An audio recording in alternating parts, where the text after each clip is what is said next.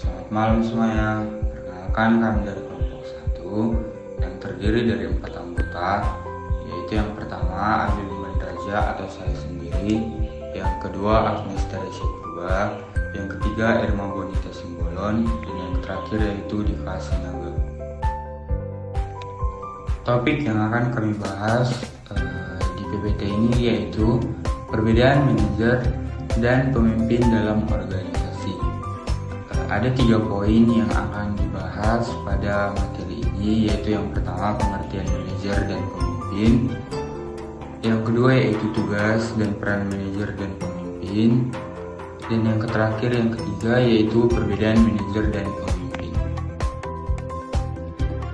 Manajer didefinisikan sebagai orang yang memiliki pengalaman, pengetahuan, serta keterampilan untuk dapat memimpin, mengelola, mengendalikan, mengatur, dan mengembangkan organisasi demi mencapai tujuannya.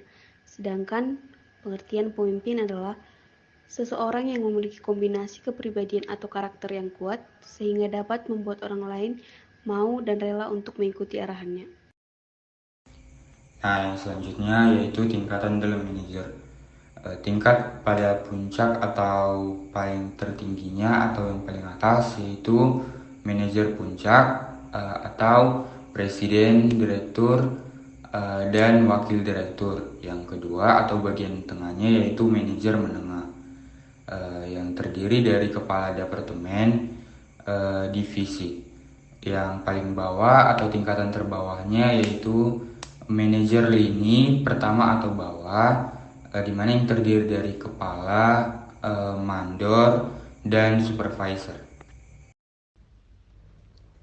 Ada beberapa ciri-ciri pemimpin sebagai berikut adalah: 1. Jujur dan bisa dipercaya. Yang kedua, memberi teladan. Yang ketiga, mampu berkomunikasi efektif. Dan yang keempat, percaya pada orang lain. Dan yang terakhir, tetap tenang sewaktu ada masalah. Nah, yang selanjutnya yaitu tugas manajer, di mana ada 5 poin, yaitu yang pertama perencanaan, yang kedua pengaturan, yang ketiga pengawasan, yang keempat yaitu evaluasi, dan yang terakhir yaitu kepemimpinan. Yang selanjutnya yaitu peran manajer. Peran manajer yang pertama yaitu peran internasional sebagai penyebar dan pemantau informasi dan sebagai juru bicara yang baik.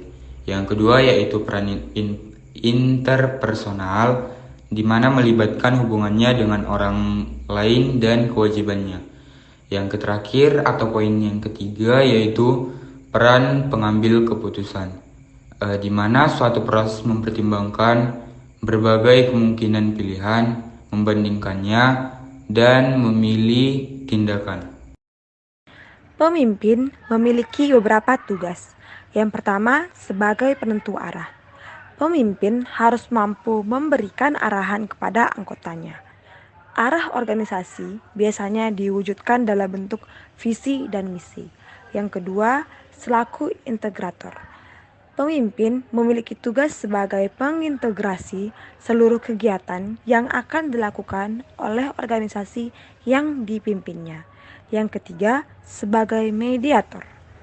Pemimpin memiliki tugas sebagai mediator antar keinginan organisasi dengan keinginan karyawan. Yang selanjutnya yaitu peran pemimpin. Ada 5 peran pemimpin. Yang pertama yaitu peran mengambil keputusan, yang kedua peran mempengaruhi, yang ketiga peran memotivasi, yang keempat peran antar pribadi, yang kelima yaitu peran informasional. Poin yang terakhir yaitu perbedaan manajer dan pemimpin. Di bagian manajer yaitu mengandalkan kontrol, membuat rencana atau rancangan, mengatur sistem, mengelola, memfokuskan pada sistem dan struktur, berorientasi pada hasil, memelihara, biasanya berorientasi pada lingkungan kerja formal, melihat hasil, memberikan arahan. Di bagian pemimpin yaitu membangun kepercayaan, membangun visi bersama, memimpin orang-orang, berinovasi, memfokuskan pada kepentingan publik, berorientasi pada peluang, mengembangkan, biasanya berorientasi pada lingkungan formal dan non-formal, melihat proses, dan yang terakhir yaitu memberikan motivasi. Sekian dari hasil presentasi PPT atau makalah kami. Dengan ini kami mengucapkan terima kasih yang sebesar-besarnya. Selamat malam.